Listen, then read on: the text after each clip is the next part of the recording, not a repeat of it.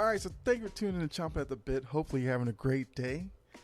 Now, the big news out of the NBA, I guess this past week, was that LeBron James agreed to a 2-year extension with the Lakers. I believe it's $97.1 million over the 2 years. And I think that's, something that we obviously could see was going to happen at some point. Because at this point, the Lakers are married to LeBron, and LeBron, I feel like, is married to the city of LA. So I didn't really see him going anywhere. So with this 2-year extension, what exactly does that mean for the Lakers? Now, as a Celtics fan, watching the Lakers completely crumble last year, did it make me smile on the inside? Yes, it did.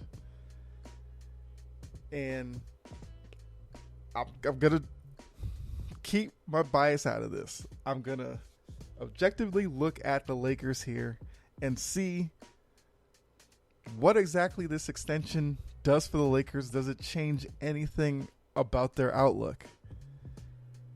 So can they, I guess, regain the magic they had over their championship season, which, I mean, did come with some caveats, which will probably work their way into this episode as I get into it. But will the Lakers team going forward over the next couple of years be closer to that squad, or the squad we have seen pretty much every other year that LeBron's been in LA, where they've been kind of a major disappointment? So I'll jump into all that, kind of looking at the roster where it is, what changes need to be made, and even some rumors around a certain player on the roster. So get into all that, and I guess we'll see if anything's going to change in La La Land. Well, I guess Lake Show Land. Because the Clippers are the better team in LA right now. Just saying. But yeah, let's just get into this and figure this all out. So like I said, LeBron is now on board for the next, I guess, 3 years. Because technically this upcoming season would have been his last one on his previous deal. So they have him locked up, whatever that means. Is it something worthwhile? I guess we'll figure that out as we go along in this episode as well. But yeah, so he's locked up. You have, I believe, Anthony Davis.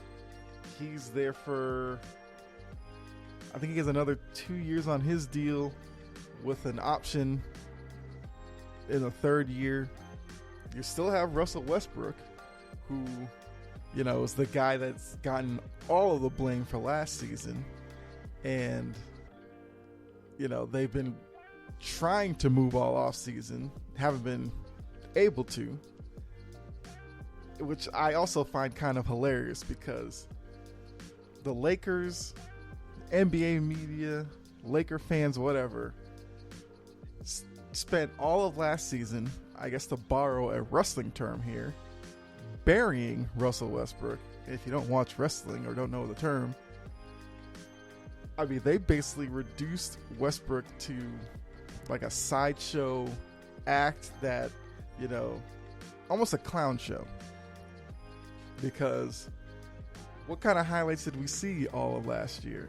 We saw a lot of Westbrook air balls or bricks, and people just talking about his shooting percentage and all that.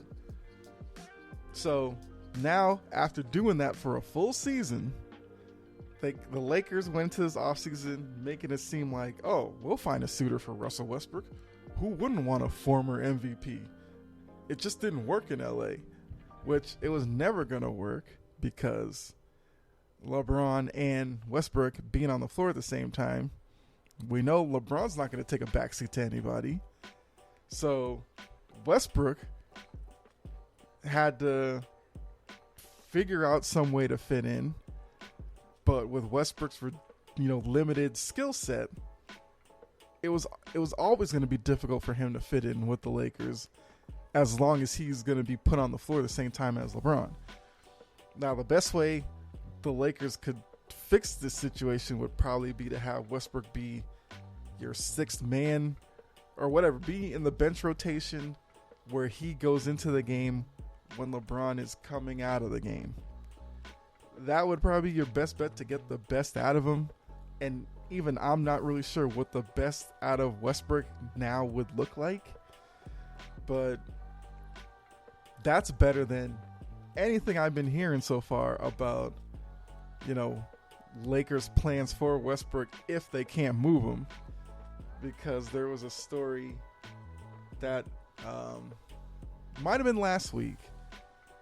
And it kind of flashed real quickly. I think I was watching something on ESPN and it flashed at the bottom real quickly that I think Darvin Ham, the new Lakers coach, is hoping that Russell Westbrook can be a corner three specialist. And I had to, rub my eyes real quick because I thought maybe I didn't actually see that. But then I looked up and it's a legit thing that, Darvin Ham wants Russell Westbrook this season to take more corner three-pointers than he's ever taken in his career. Now, last year, Russell Westbrook was a 29% three-point shooter. Doesn't sound like a guy that you then all of a sudden want to make a corner three specialist. Now, granted, the corner three is the shortest three, to take on the floor, but shooting perimeter shots is not Westbrook's strength. Now, I guess if he dedicates the whole offseason to it, maybe he can be pretty good at it. But that still isn't the best way to use Russell Westbrook. He's a guy that needs freedom on the floor to use his speed, athleticism around the rim. So this corner three thing is clearly just a reason to continue to put him out there on the floor with LeBron, because we know LeBron's going to still have the ball in his hands most of the time on offense. And if Westbrook's standing in the corner, this is just the same game plan that that teams that LeBron's been the focal point of, which has been pretty much his whole career, have done with other stars. If you remember, Heat days, Chris Bosh became a corner three specialist. Even when he was in Cleveland, Kevin Love became a corner three specialist. And then now with the Lakers, it looks like that job's going to go to Russell Westbrook. Now, what's the difference? Chris Bosh and Kevin Love were actually pretty decent perimeter shooters. So the natural change was a little bit, more seamless because, sure, it did take away from their games. I'm not going to lie to you, but it was at least an aspect of their game that they could use to their advantage in the new setup with LeBron. Westbrook's strength is at the rim. Now you're taking him as far away from the rim as possible and sticking him in the corner. And the thought that maybe, the ball swings to him in the corner, maybe he can up fake and then get to the rim that way. If there's any NBA defense this coming season that falls for an up fake or anything from Westbrook in the corner and he's allowed to get to the rim, that team should be banished. That coach should get fired. I don't see anybody doing that. So next season could very well be another difficult season for Russell Westbrook where, the talk is going to be about his shooting and all that. And if the Lakers don't have a great season, which I don't think they're going to, based off of the current roster, which is basically last season's roster, although they do have some free agents, that they're going to have to make decisions on. I just don't see how the next, 3 years with LeBron in LA is going to be anything different other than that one outlier year where, if you remember, there was the good 3-month break in the middle of the season, the whole COVID thing and all that. So unless something like that pops up again, I just don't see how this Lakers team is going to succeed in an ever-improving, not only NBA, but you have a lot of teams out west that are getting younger, more athletic, which has been the biggest issue with this Lakers group is that LeBron's older, Davis is always hurt, and Westbrook isn't exactly a great perimeter defender. So these younger, quicker, faster perimeter teams are still going to break down the Lakers easily. There's going to be no deterrent at the rim because there wasn't any last year, because the only guy that the Lakers have who could stop any of that is Anthony Davis. But you got to wonder how many games he's going to actually be on the floor. So, and then back on Westbrook, like I said, they spent all that time tearing him down, and I saw a story. They offered Westbrook 2027 and 2029 first-round picks to Brooklyn for Kyrie Irving. I get it. Brooklyn wants to get rid of Kyrie Irving. I get it. But who in their right mind would have made that deal for Russell Westbrook? Because yes, Brooklyn's looking to get away from Kyrie, but Brooklyn still wants to be competitive. And there's no guarantee that just a change of scenery is going to fix what was wrong with Westbrook last season. And if this whole thing with Kevin Durant doesn't go anywhere, why would Brooklyn be ready to sign up for Durant and Westbrook for a season or whatever? Bad enough the headaches they had last year with Durant, Harden, Simmons, and Kyrie. Now you're going to go with the possible headache of Durant and Westbrook again? No. So I was glad to see that Brooklyn turned that down real quick. And then I saw a story about, well, you know what? Maybe the Lakers can call Indiana and trade Westbrook for Miles Turner and Buddy Hield. And that made me laugh because, yes, I get Indiana, they traded Sabonis for Halliburton, but they went younger. Westbrook's only 33, but if you look at his game, he looks a lot older than 33 right now. But if I'm Indiana and I want to move Miles Turner and Buddy Hield, I would move them for a younger, maybe budding star. Because if Indiana's going to go full rebuild, what does Russell Westbrook do for me in a rebuild? Nothing. And then another layer to that was, remember, the Lakers were going after Buddy Hield last offseason, but apparently LeBron wanted Russell Westbrook, so they went and got Westbrook. But now they think they could move Westbrook to get Buddy Hield after this past season. So once again, GM LeBron wasn't that smart, because that team last season had zero shooting. Everybody knew it. Apparently LeBron didn't know it because he wanted Westbrook over Buddy Hield. So, I guess the last thing we'll talk about here is, so now, LeBron in the fold.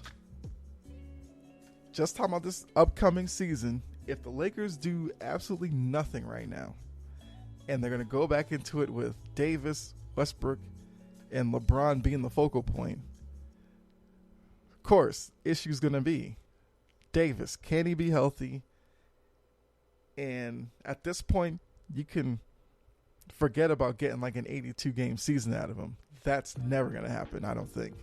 Because usually big men who have lower limb injuries usually doesn't get better as they get older.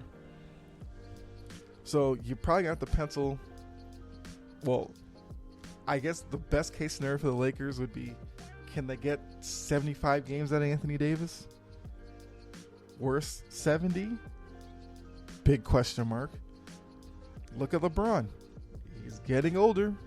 His body is clearly breaking down, even though some NBA analysts don't want to acknowledge it. But he never played 82 games over the course of his career anyway. And now at this point, that's not going to happen either. And it'd be unfair to ask, what's LeBron, 30? He's going to be 38 soon.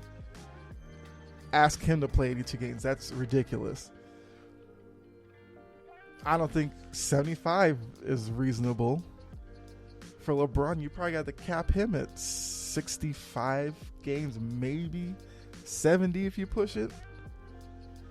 Now, Westbrook, he's a guy who can play every game because he has that energy level.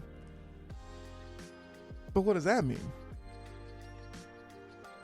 And then looking around those three, first off, Carmelo, TJ Augustine, Kent Bazemore, Avery Bradley,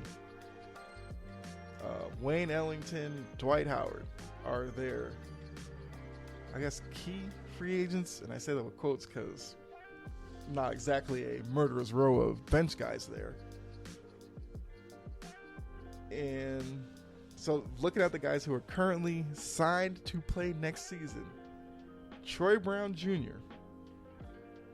How many of you know who that is?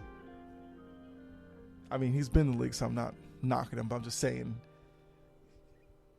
he's not swaying the needle either way in terms of wins or losses, playoff team or not. Thomas Bryant, who has moments, and I guess if they don't bring Dwight Howard back, Bryant becomes possible, I guess, your everyday center. Okay. Then listen to some of these names. Max Christie, don't know. Taylor Horton-Tucker, who, I mean, that star has dipped real quick. Because his rookie year, you couldn't hear anything about Taylor Horton-Tucker. He was their prize joy out there. But now, seems like they've soured on him a little bit. Stanley Johnson,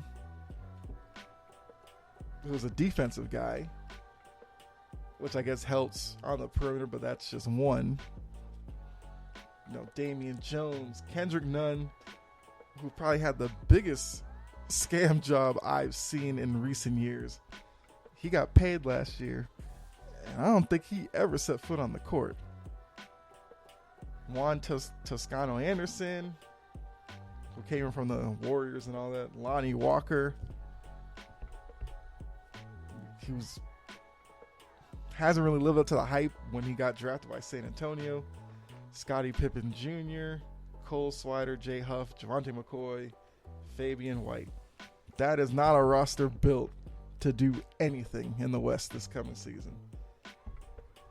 And the only reason why Austin Reeves gets, some kind of, I guess there's some kind of hope behind Austin Reeves is because he's shown that he can actually shoot, and on a team desperate for shooting, he's the only guy they really have. So that's the main point to all this is, sure, LeBron now has a new deal. I get it. But I just don't see what's going to change in the next few years in LA. And apparently a part of this whole deal with LeBron was he re-signed, putting pressure on the Lakers to, fix what's wrong with the team, get a better roster, because obviously he wants to compete for championships. I just don't see how that's happening right now. Now, offseason isn't over yet. There could be plenty of changes before the start of the season, but I'm not buying in. I wasn't going to buy it anyway as a Celtics fan, but I'm just saying. When I look at the Western Conference, the Lakers are nowhere near, in my mind, a contender. I don't even know if I would disrespect the pretender list by putting them on it. And I mean, I don't know. With that roster, best case scenario, play-in tournament team, which I guess would be an upgrade over last year because they missed that. So give me your thoughts. Now, if you are a Laker fan, are you optimistic in the Lakers the next 3 years? We'll say that LeBron's, I mean, I don't see LeBron getting another contract after this, but who knows? And everybody else, do you agree with me in that, you know, the Lakers are what they are at this point? Old team that kind of the league is kind of passing by based off of talent and chemistry and all that. So let me know your thoughts down in the comments.